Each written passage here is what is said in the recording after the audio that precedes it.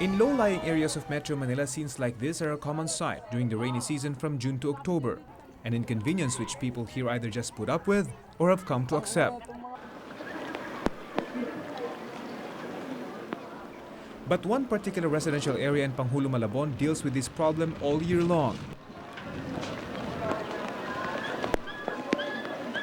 This is the Artex Compound, a housing project of a textile company that closed 15 years ago.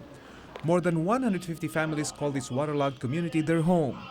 The once bustling street and alleyways have turned into canals, similar to that of Venice, with small boats as the only means of transportation for the more or less 1,000 residents of Artex. This place is being considered as the Waterworld of the Philippines. Underwater for over 5 years now, Artex Compound is fast becoming an example of what will happen if the sea continues to rise because of global warming. Sea level rise is seen as one factor why floodwater has not subsided in this area. The sea, which is less than a kilometer away, is higher than the Artex Compound. Lahat ng mababang lugar ay napupunta yung tubig. So ito yung ito na ngayon yung resulta. Catch basin. Aquarium type nga ang namin, aquarium ang aming lugar. So yun.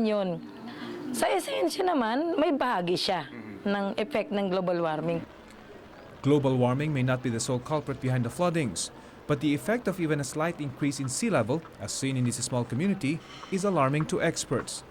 Yung baha sa Malabon ay gawa ng unang-una yung land subsidence, yung pagbagsak ng lupa dahil nga sa over-extraction ng tubig. Pero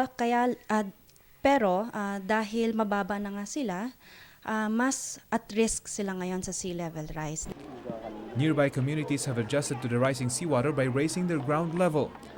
Artex residents are not permitted to do this because of a legal dispute as to the ownership of the residential compound. But this has not prevented them from doing something to alleviate their condition. Kids in this area have become expert boatmen as early as 3 years old. Former textile workers have resorted to boat making as a means of livelihood.